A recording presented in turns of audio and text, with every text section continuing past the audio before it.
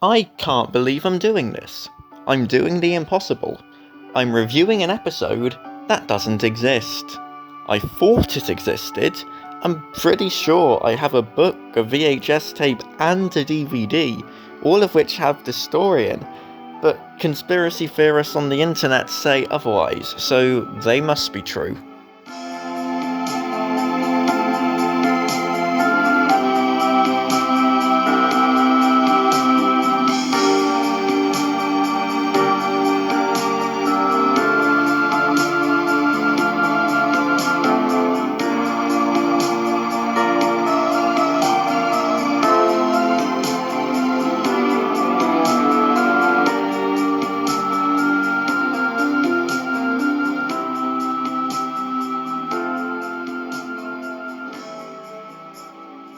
Edward, Gordon and Henry starts a short while after the sad story of Henry left off.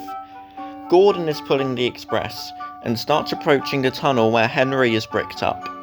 When he starts getting close, he bursts his safety valve and can't pull the train anymore. Edward is the only spare engine, so he tries pushing the train, but isn't strong enough.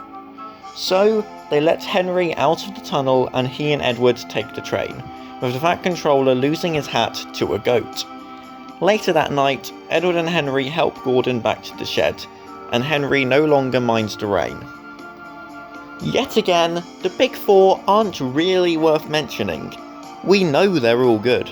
The model work and narration keep up their high quality. The music deserves a mention because this is the first time they adapted an existing theme to suit another situation. Henry's sad theme from the previous episode is turned into Henry's normal theme, more upbeat and more triumphant. And the writing is also worth a mention, as this is the first time Audrey would have sat down and thought about it, rather than making it up on the spot, and it does show that he was actually able to put thought into this story. Again, this story did not have a real life influence. I don't think it's a stretch to say that this is the most important story of the whole franchise. When Audrey was looking to get the first book published, a publisher said he would, on the condition that a fourth story was written, uniting Edward, Henry and Gordon, and letting Henry out of the tunnel. First off, it confirms that all the stories are set on the same railway, which wasn't initially intended, but is one of the reasons that made the series as good as it was. And second, it was what was able to get the first book published in the first place. The most important story in the whole series, and still there are many people who forget the fact that it exists. I mentioned that this was the first story Audrey was able to sit down and think about. Unlike the first three stories, which had to be made up on the spot, this would have been able to be better prepared, and it shows. This is probably the most realistic of the first four book stories, apart from maybe Edward and Gordon. While still a very faithful adaptation of the book, it probably has the most significant change so far. The first, not a very significant change, but I felt like mentioning it anyway, is that in the book, both Henry and Edward are in front of the train, whereas in the TV show, Edward is pushing from the back. I'm not sure why they did this, unless they just wanted to add a bit of continuity with Edward being a back engine. And the other, more significant change is the ending. In the book, Henry is repainted blue to be like Edward and Gordon. In the TV show, he stays as green. This is one of the times where the TV show had the advantage of hindsight. Audrey was just starting to make this world more realistic when he wrote the story, and one realistic aspect is all engines having the same livery. Edward and Gordon were both blue. Thomas will be blue, so the missing link was Henry. However, there are three issues with that. First is that, especially with later illustrator error, Henry looked very similar to Gordon, and would be confusing for kids. The second is that Henry changed back to green by the fifth book, so temporarily having Henry as blue only for a few episodes would be confusing. And the other is that lots of colours work well for children's entertainment. It applies to books, but even more so in TV.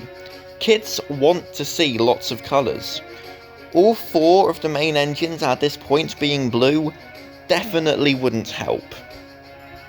This episode is another reason why the episode order, even though it created a couple of issues, was still overall the best option. The episodes, only being 4 minutes 30, were often paired together in a lot of early releases. Thomas and Gordon being moved to episode 1, and Edward Stay Out and Edward and Gordon being combined, that put these stories as episodes 3 and 4, a pair. They pretty much had to be put together, not only because they are a two-parter, but also, while the ending of Sad Story of Henry isn't that extreme, you can definitely understand kids wanting to know what happens next straight away. I mentioned in my Edward and Gordon review potentially moving all of Thomas's book first, to fix the fact that Thomas is in the shed when the narrator said Edward was the smallest, but that would mean these episodes are 6 and 7, not a pair.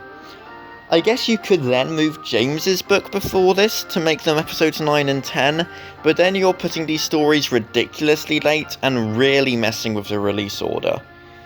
These 2 episodes have to be put as a pair, so the episode order has to accommodate that.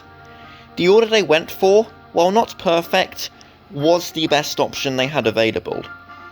But, even though these episodes were always paired together, a lot of people online who have nothing better to do than spread lies and conspiracy theories about kids' TV shows have either somehow never seen this episode, or just choose to ignore it to further their lies. What a sad life they must have. This episode is also notable for being the first episode to not have Thomas in. One thing I admire about the classic era is that, while they did include Thomas more than the books, they only put him in when it did at least make some sense to. There's nowhere in this episode really that you can put Thomas in that will make sense. Maybe a brief cameo in the shed at the end, but that's it. As a way to ease the kids into Thomas not constantly appearing all the time, the second part of a two-parter is a good place to start. My favourite moment from this episode is pretty self-explanatory. It has to be the scene where Henry and Edward pull the Express together. It's such a triumphant moment and a great scene to watch, and even Gordon looks happy that they managed to do it. He does in the book. The ending deserves a mention as well. It's such a nice moment and reinforces the fact that, while these engines do argue, they are all still great friends. This episode is the first outstanding on the Season 1 tier list. It brings together the 3 title characters so well in a great all-round story that, at some point, has the focus on each of the 3 characters. So, those are my views on Edward, Gordon and Henry. I hope you enjoyed this video. If you did, please leave a like and subscribe to the channel if you haven't already, so you don't miss out on any of this series. Please comment down below what your thoughts on this episode are, but that's all I have for you today. I will see you tomorrow.